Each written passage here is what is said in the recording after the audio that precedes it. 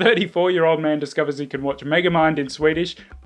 We're going to talk about Netflix and specifically how to get it to show you material in your target language, everything it has, everything that's out there somewhere, and stop making you watch The Crown. We don't care! I'll be honest, I don't actually know of a way to get Netflix to stop recommending The Crown.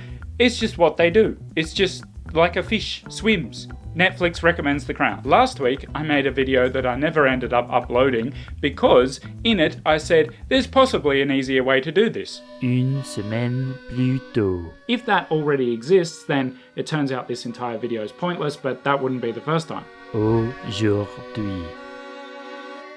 Now there are things in that video that are still worth knowing because some of us just want to know why. We want to know why we can't see all the stuff in the target language. Is it so hard? It turns out, well, yeah, kind of. So I'm probably still going to put that video on my Patreon for anyone who wants to go really deep on it. But for now, let's just go with this, okay? What you're going to do is create a new profile. What?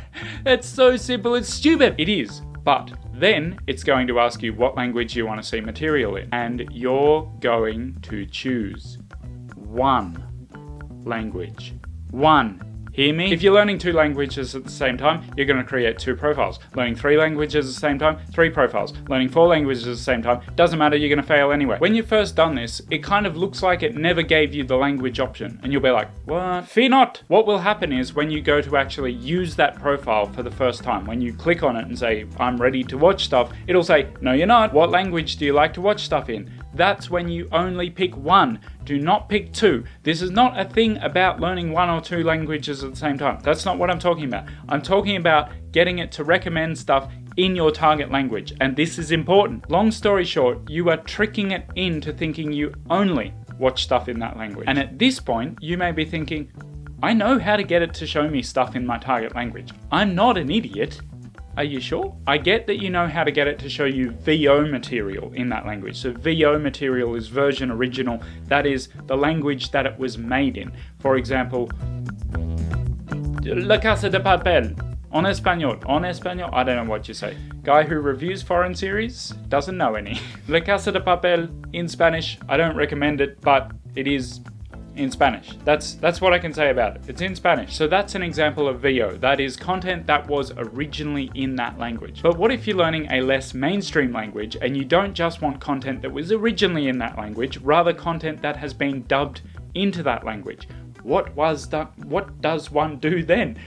So when you create your new profile, the reason that it's important to only choose one language is that if you want to watch DreamWorks' masterpiece Kung Fu Panda and you want to watch it in Swedish, it'll say, hey, you speak English? It's in English. Watch it in English. No, nay. And this is not just about defaults, in case you're thinking, well, why wouldn't you just change it? What you need to understand is, although Netflix has the Swedish dub of kids shows and the Icelandic dub of kids shows and the Czech dub of kids shows. I almost said Czechoslovakia. That's not a thing anymore. Although they have those, there is no way of getting at them. Depending on where you live, those are the options it'll show you. So in Australia, it shows you an Australian set of sound options. By an Australian set, I mean the languages that are most commonly spoken in homes here. So obviously English is one of them, and then we've got a whole lot of others. Swedish is surprisingly not one of them. Whereas if you create a new profile that only speaks your target language,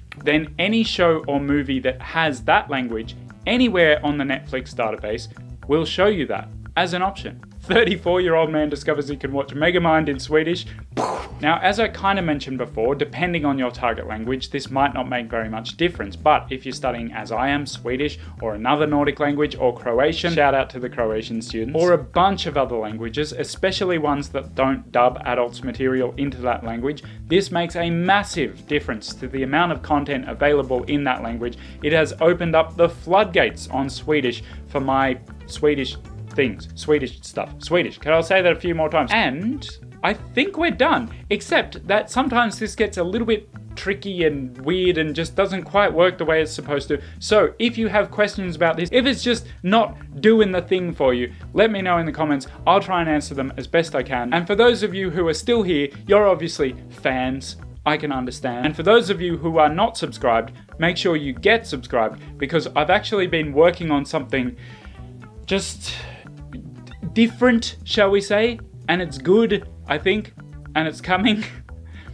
I'll see ya.